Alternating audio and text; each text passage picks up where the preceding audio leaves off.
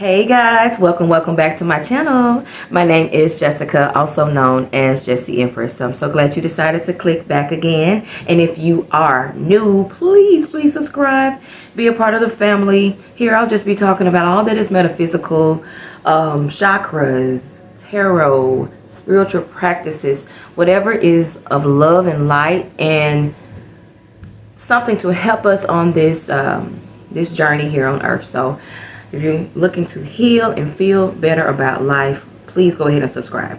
So today I'm going to dive right into it because today's topic is something that I get asked a lot about, and I just decided to go ahead and just share a little video. So I won't talk long on today, just a brief video. And today's topic is altars. Yes, altars, home altars. Now we know altars from church and just certain synagogues and temples and that thing, but you can create your own home altar. Yes, and it is important that you do so.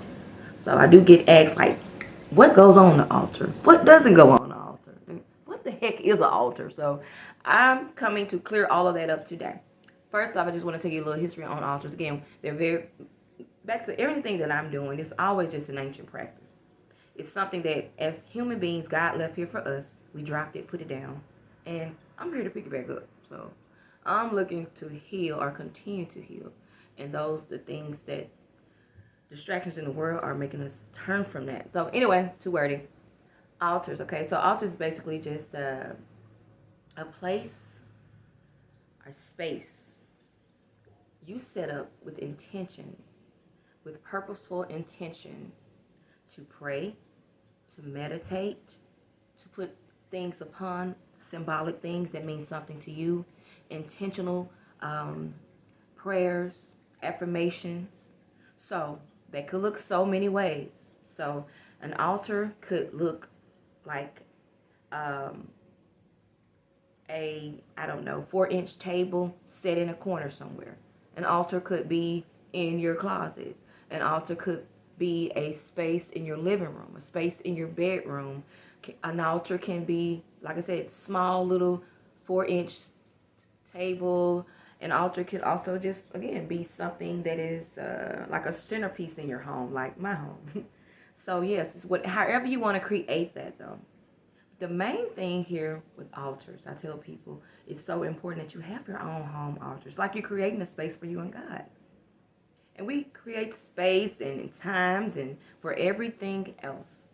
So when I found out that, you know what, I can create my own space in my own altar in my own home for God. I don't have to go to church for that. I don't have to go to temple for that. I don't have to go to the preacher for that. I don't have to go to, as the Catholics do, confess. I can do this right here in my home. So just starting now, just a spiritual practice where we meditate and pray. We can vent there. I tell people all the time, I don't really vent to others anymore. I go right to my altar and give it to God and my ancestors and my spirits and my guides, because that's another thing that we have to understand too. The people that leave us here on earth, they're not going anywhere. Their spirit is not. So let's say, for instance, you lose your grandmother, you lose your father, you lose your mother. Your father, your mother, your grandmother, they're right there with you. Their bodies have just left this earth plane, but the spirit is right there with you. So I'm saying all this to say, too, there can be several, I would say maybe 3 types of altars. But I think you should start off with one that is set up with intention to pray and meditate. Okay? And something that is meaningful and symbolic to you. Now, another form of altar, which I will probably share another video about this, but this is optional if you want to do this. We have what we call ancestral altars, where, like you said, if you have lost loved ones, this is a space, a corner, a closet that you create simply for them. And that is okay. We've been taught to just, literally close the door on our dead loved ones, the ones that we've lost. But no, they're still right here with us, working on our behalf, as they say. So let's just go right into it. Again, I won't talk long on the video today. And if you stay to the end, I will show you my personal altar, okay? I have had my altar for years now. I've mixed it up, changed it up. Actually, I have more than one, because I even have an altar in my bedroom. But anyway, I just want to start with the altars and just what needs to happen. Okay, so it's not, again, nothing hard, nothing wordy. There only needs, this is the only thing that really needs to happen, and that is that the 4 elements of the earth need to be represented on your altar. And that's really it. Anything else that you want to add that's personal for you and symbolic to you and just meaningful to you, you add that. But the 4 elements definitely need to be represented on your altar. And I'll just start with earth, okay? Earth is, again, an element. So, a representation of earth on your altar can simply be a plant. That's earth all day, guys. Also, crystals, okay? So crystals can be on your altar. Crystals that mean something to you. Crystals that are just cute. People collect crystals because of just the beauty, the shine. But I do say get intentional about the crystals that you collect, okay? So there's plants, there's crystals for your earth element. All right, number 2 would be wind. Wind. And you're like, what can represent wind on my altar? Simply feathers. You can find feathers at any local little, store, Walmart, CVS, like whatever. You can find feathers. Also, another element of wind could be just simply sage. Now, you don't have to burn the sage if you don't want, but you can just represent that when you burn sage. Yeah, so sage could definitely go on the fire, but we'll move on to that, get to that. So that is earth, crystals, and plants. That is wind, feathers, and sage, okay? And of course, water, one of my favorites, okay? Because I love water, because when I found out you can charge water and anoint water and set back to practice this, set intentions when you're drinking water, like bringing that into your life, into your body. Sounds so far-fetched. Do it, you'll do it again. So yes, water. So whether that's a glass of water, not to confuse you, but also plants represent that, because water runs through plants. It gives them life. So if you have a plant on your table, that can be, for representing for your water, okay? And the last thing that should be represented on your altar is fire. And of course, just simply a candle. Whether that's lit or not. But again, when you go pray, set intentions, when you just go talk to God, even just for a moment, you can light that candle. Represent these elements in that way. Okay, so that's just the elements that need to be on your altar. If you had to put it in a rule book, but those things just need to happen, okay? Now, for the second half of this, the rest of this is strictly personal to you. What is symbolic to you?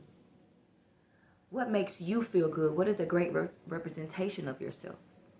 Whether that's crosses, if you're a Christian, books, figurines, positive affirmations, pictures, words, again, crystals that have been meaningful to you, spirit animals.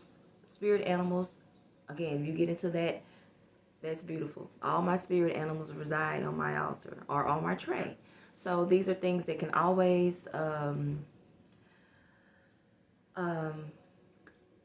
represent you in a way. Even pictures of your childhood, Some people want to get that joy back. Some people want to be childlike again and become, be the person that they were as a child, or their thoughts get back in line with that. So that's beautiful too. So again, this does not have to look exactly like anyone's. It's unique to you. It's your altar. It's you and God together. What you want God to see you doing, what represents you, your holy self, your spiritual self, or anything that you want to bring into your life. That's what goes on your altar, okay? You meditate there, you pray there, you vent there. That's why they're so important to have in your home. We don't wait to get to church to give it all to God. Nope. We can do it right at home. So by the time we get to church, we just in total praise, We're not crying. We're not, just letting it all out at church. At that point, we just, thank you, Lord. Okay? So, let's see. Yeah. let your inner voice be your guide on this. That's all I have to add to this, and I'll go ahead and wrap this video up. Let your inner voice be your guide, because you will be led. You will be changing things throughout the months and the years. You really will. You'll add, you'll take away. You know, you'll maybe even add another altar, because once again, I have several altars. I have 2 altars, I'll just say that I go to, and I'm intentional about it. But I have several spaces that I have spiritual things in, whether they're crystals or whatever it may be. So once again, really, really get into this. Focus on what looks good or feels good for you. And let me just say that some people, when I tell them about this, oh, I'm going to buy this, I'm going to buy that, you don't really go buy anything extra. Now, if you want to get you a nice tablecloth, you know, that's cool. But most of these things on my altar, guys, I already had. Because once again, they're symbolic to me and what I want to represent, or what I want to bring in my life, or what a color that I've always loved, or again, I had an old tablecloth that I really wasn't even doing anything with. But it was just so meaningful to me to put on my altar. And I just almost felt like I saved it for that. So sometimes you'll find yourself kind of like, you know what, I'm going to use this for my altars. I've been had this for 10 years, and now I'm finally getting an opportunity to use it. So, okay, I'm going to wrap the video up, guys. I did just want to share that. For those who are on your spiritual journeys and you're having your spiritual awakening moments, get an altar, please. Go ahead and make you one. Again, this could be on any scale that you would like, big or small. So, and I want you to share in the comments, even, you know, share what you did, how you did it, and just break that down and tell us about it. I just want to hear some experiences about this as well. So, like I told you guys I will share a video of my personal altar. Again, these are just examples, but make the video very, very make the altar personal to you. Don't get too wrapped up into, oh, I need mine to look just like that. But no. Make sure the elements are there, but it is your altar. So, guys, I love you once again, and I will again share this little video about how it could look, okay? And until next time, bye-bye. All right, guys, I did say I would share just a little visual of my personal altar, because if you guys are like me, I am a visual learner, and it just makes it a little bit easier. So I do want to share and always make these things easy. So this is my space, my altar. So you can just see a little bit of the symbolism here, but I will just start with the elements as I stated. That is the key here. Whatever you want to add now, that's up to you. Let Spirit lead you on that. But long as you have the elements. So that's fire. We'll go through them. That's the fire element, as I was stating earlier. Some form of fire. So candles are perfect for that. You also can represent fire with sage, you know, whether that's burning or not. There can be a representation of that. And wind. Wind would be next. And just a good representation of wind would just be simply feathers. Yeah. Feathers also represent angels. So when you're seeing feathers, or if you're just out and about and feathers are just coming across, just know that it's an angel trying to speak with you, or just want to say hi. So say something and let them know, Spirit, I know you're here. That is okay. And the next element would be water. Yes. And water is definitely good to just sit here on your altar. But this particular water is symbolic to me. And because I am kind of ritualistic, I do a lot of spiritual practices. So I did anoint or charge this water. It is represented in this jar, screen jar, as an abundance sprinkler. So this is as far as emotions, prosperity, like that whole thing. Like that's kind of what that jar means to me. On top of representing one of the elements, you know, as far as being on your altar. But back to that, whatever is symbolic to you, whatever you do, whatever you like, whatever you want to bring in, put that on your altar, okay? So, but it is the representation of what the water element could be. Also, this plant, last but not least, earth. This plant can also be a representation of water if you just want to alleviate the water. But this is also earth. So, put in a plant, something also alive, or just something living like a plant or something like that on your altar. Also, for me, just go into symbolism now. Those are the 4 elements. Angels I love angels. I had an encounter with an angel, and it was very, very it's one beautiful experience for me. So when I got into researching them and what they represented and how they work for God, I was like, oh yeah. So angels are going to be like depicted in most of the things around my altar, my home, my bedroom, my car. Like, I do think it's important. I did state affirmations. Anything positive, anything loving, anything light. Um, as a Christian, of course, whatever, it does not matter as also whatever religion you are.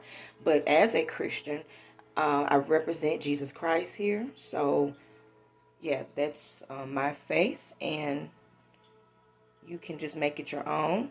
Also, I, in being into chakras, getting in alignment, and now also being a chakra healer and a crystal healer, this represents me, who I am right now in my new, the journey that is ahead. So also, once again, things that represent who you are, where you're going, where you want to be. And also to add to, crystals are definitely here. Crystals can represent a couple things. Back to the elements. It can be an earth element. Crystals are right from the earth. But you can have crystals on your altar that, if you want money, you want love, you want to focus more, you want, to get out of your rut, your depression. So put those crystals there that represent that. And as I was stating, 2 figurines. Things like, lions and just godly spiritual animals that God's talked about. He's put those creatures here for meaning, symbolism. So it sounds kooky, but we take that, what God has given us.